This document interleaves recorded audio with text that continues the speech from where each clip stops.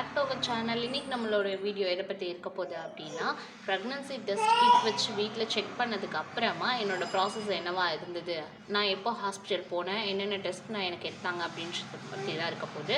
அது மட்டும் இல்லாமல் நம்மள நிறையா பேருக்கு நம்மளோட ரிப்போர்ட்டில் என்னென்ன மென்ஷன் பண்ணியிருக்காங்க அப்படின்றது வந்து தெரியாது.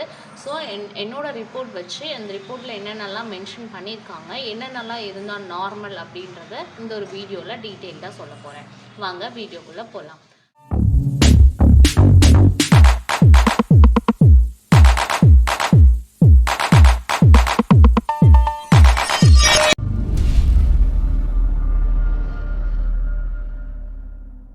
ஃபர்ஸ்ட் ஆஃப் ஆல் என்னோட ப்ரெக்னன்சி டெஸ்ட் வச்சு நான் வீட்டில் செக் பண்ணதுக்கப்புறமா எனக்கு வந்து ஃபெயிண்ட் லைன் தான் காமிச்சிச்சு.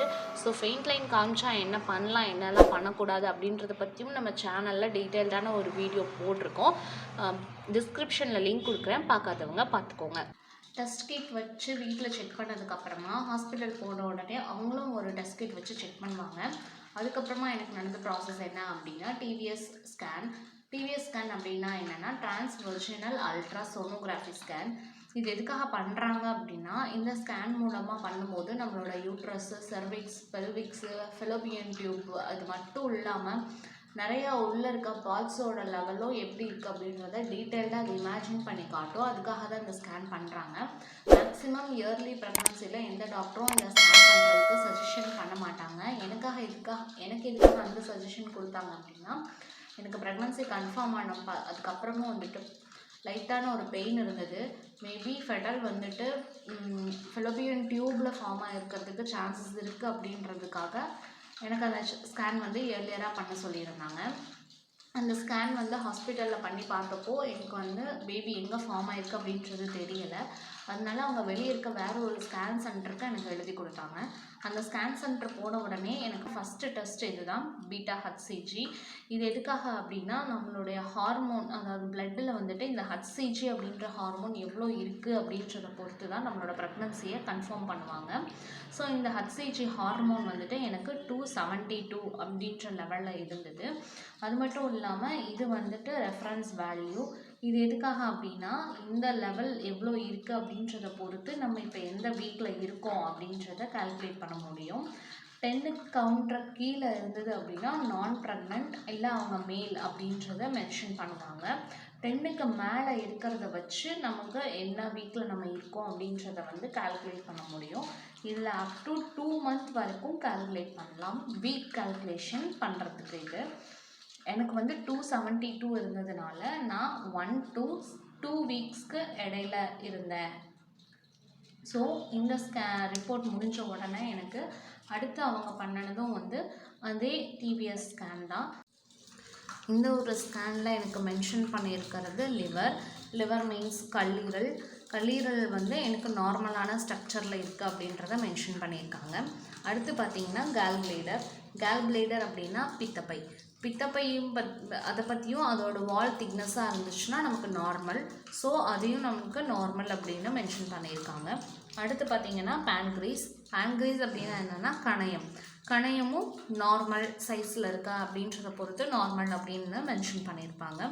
அடுத்து பார்த்திங்கன்னா ஸ்ப்ளின் மட்டும் என்ன சென்டிமீட்டரில் இருக்குன்றதை வச்சு நார்மல்ன்றதை மென்ஷன் பண்ணியிருப்பாங்க.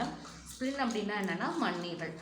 நெக்ஸ்ட்டு வந்து பார்த்திங்கன்னா ரைட் அண்ட் லெஃப்ட் கிட்னி, அதுவும் எவ்வளோ சென்டிமீட்டரில் இருக்குது அப்படின்றத பொறுத்து, எவ்வளோ டிஸ்டன்ஸில் இருக்குது, சாஃப்ட் ஸ்பேஸில் இருக்கா அப்படின்றத வச்சு இதை நார்மல்னு மென்ஷன் பண்ணியிருப்பாங்க. ஸோ இந்த ஒரு ஸ்கேனில் மட்டும்தான் இந்த மாதிரியான பாடி பார்ட்ஸு என்ன லெவலில் இருக்குது, நார்மலாக இருக்கா அப்படின்றத மென்ஷன் பண்ணி காட்டுவாங்க. மற்ற ஸ்கேன்லலாம் பார்க்கும்போது நமக்கு பிளேடர், யூட்ரஸ் அண்ட் ஓவரி இந்த 3 பார்ட்டை பற்றி மட்டும்தான் நமக்கு மென்ஷன் பண்ணி கொடுத்துருப்பாங்க. பிளேடர் அப்படின்றது சிறுநீர்ப்பை. இந்த சிறுநீர்ப்பை வந்துட்டு எந்த அளவுக்கு நமக்கு டிஸ்டன்ஸோடு இருக்கா, ஸ்மூத் சர்ஃபேஸில் இருக்கா அப்படின்றத பொறுத்து அது நார்மல் அப்படின்றத நமக்கு மென்ஷன் பண்ணி காட்டுவாங்க. அடுத்து யூட்ரஸ் பொறுத்த அளவுக்கு நம்ம பார்க்க வேண்டியது என்ன அப்படின்னா, அந்த லாஸ்ட்டாக கொடுத்துருப்பாங்க endometrial cavity normal and endometrial thickness measurement அப்படின்றது. அதாவது இந்த திக்னஸ் மெஷர்மெண்ட் பொறுத்து தான் நம்ம பேபி க்ரோத் ஆக அது எலாஸ்டிசிட்டி மூலமாக பெருசாகும்ல, அப்போ பெருசாகும்போது எப்படியும் நம்மளோட யூட்ரஸோட அந்த சுகரை வந்துட்டு தின்னாயிரும்.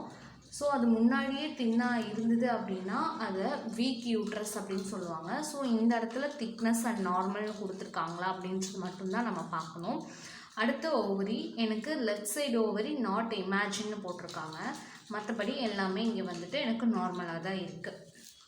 லாஸ்ட்டாக கீழே ஹைலைட் பண்ணி போட்டிருக்கிறது என்ன அப்படின்னா beta HCG correlation follow up, அதாவது 48 hours கழித்து என்ன அகெயின் வந்து பீட்டா ஹச்சிஜி வந்துட்டு டெஸ்ட் பண்ண சொல்லியிருந்தாங்க. ஸோ இந்த ஒரு டெஸ்ட் வந்து எனக்கு பீரியட் மிஸ் ஆகி 4 daysலேயே நான் இந்த ஸ்கேன் எல்லாமே பண்ணிட்டேன். ஸோ எனக்கு வந்து பேபி வந்து ஃபார்ம் ஆனது எங்கேயுமே ஷோ ஆகலை. இந்த ஸ்கேன்லேயும் வந்துட்டு எனக்கு ஷோ ஆகலை. அதனால என்ன 2 days கழித்து அகெயின் வந்து இந்த டெஸ்ட்டெல்லாம் வந்து திரும்ப எடுக்க சொல்லியிருந்தாங்க. 2 days கழிச்சு அப்படிங்கும்போது நாங்கள் அகெயின் வந்து 24th அதே ஸ்கேன் சென்டருக்கு போயிருந்தோம். அங்கே அகெயின் வந்து எனக்கு பீட்டா ஹச்சிஜி லெவல் மட்டும்தான் அவங்க திரும்பவும் எடுக்க சொல்லியிருந்தாங்க. ஸோ பீட்டா ஹச்சிஜி எடுக்கும்போது எனக்கு 696 வந்துருந்தது. இது எதுக்காக எடுக்கிறது அப்படின்னா 48 ஹவர்ஸில் இந்த பீட்டா ஹச்சிஜி ஹார்மோனோட லெவல் ட்வைஸாக இன்க்ரீஸ் ஆயிருந்தது அப்படின்னா ஃபெட்டலோட க்ரோத் வந்து நார்மலாக இருக்குது அப்படின்னு அர்த்தம். ஸோ இதை நாங்கள் டெஸ்ட் பண்ணப்போ எனக்கு ட்வைஸாக க்ரோத் ஆகிருந்தது. அப்போ அகெயின் பார்த்திங்க அப்படின்னா நான் 2 to 3 weeksக்குள்ளே இருந்திருக்கேன். அந்த டைமில் எனக்கு க்ரோத் இவ்வளோ இருந்திருக்கு. ஸோ இதை எடுத்த உடனே அகெயின் அவங்க கூப்பிட்டுட்டு என்னை அகெயின் இந்த ஸ்கேன் வந்துட்டு திரும்பவும் எடுத்தாங்க. அப்போ ஜஸ்ட்டு ஒரு சின்ன பாயிண்ட் அளவுக்கு தான் எனக்கு ஃபெட்டல் வந்து க்ரோத் தெரிஞ்சிருந்தது. ஸோ நல்லாவே அது யூட்ரஸில் ஃபார்ம் ஆகிருக்கு அப்படின்னு சொல்லிட்டு சொன்னாங்க. எனக்கு 6 daysல பார்க்கும்போது இந்த அளவுக்கு ரொம்ப சின்னதாக ஒரு பாயிண்ட் அளவுக்கு தான் ஃபெட்டலோட க்ரோத் தெரிஞ்சிருந்தது. அதனால எனக்கு வந்து இயர்லி ப்ரெக்னன்சி அப்படின்னு வந்துட்டு மென்ஷன் பண்ணி கொடுத்துருந்தாங்க.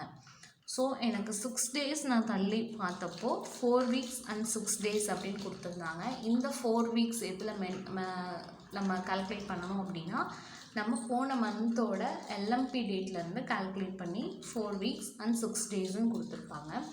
நார்மலாக நமக்கு மிஸ் ஆன டைம் பார்த்திங்கன்னா இந்த 6 days-ஆக தான் இருக்கும். ஸோ இந்த ஒரு வீடியோவில் ஃபஸ்ட்டு என்னோடய ப்ரெக்னன்சி கன்ஃபர்மேஷன் ரிப்போர்ட் வச்சுட்டு அது எப்படி நார்மலாக இருக்குது இல்லை அப்படின்றத பற்றின ஒரு டீட்டெயில்டு வீடியோவாக போட்டுட்டேன். இந்த ஜானரில் அடுத்தடுத்து என்னோடய ப்ரெக்னன்சி ரிப்போர்ட் வச்சு அந்த என்ன மாதிரியான விஷயம்லாம் அதில் மென்ஷன் பண்ணியிருக்காங்க அப்படின்றத வச்சு டீட்டெயில்டான வீடியோஸு கண்டினியூஸாக நம்ம சேனலில் போடலாம். இதை பற்றின வேறு ஏதாவது உங்களுக்கு டவுட் இருந்தது அப்படின்னா கமெண்டில் கேளுங்க.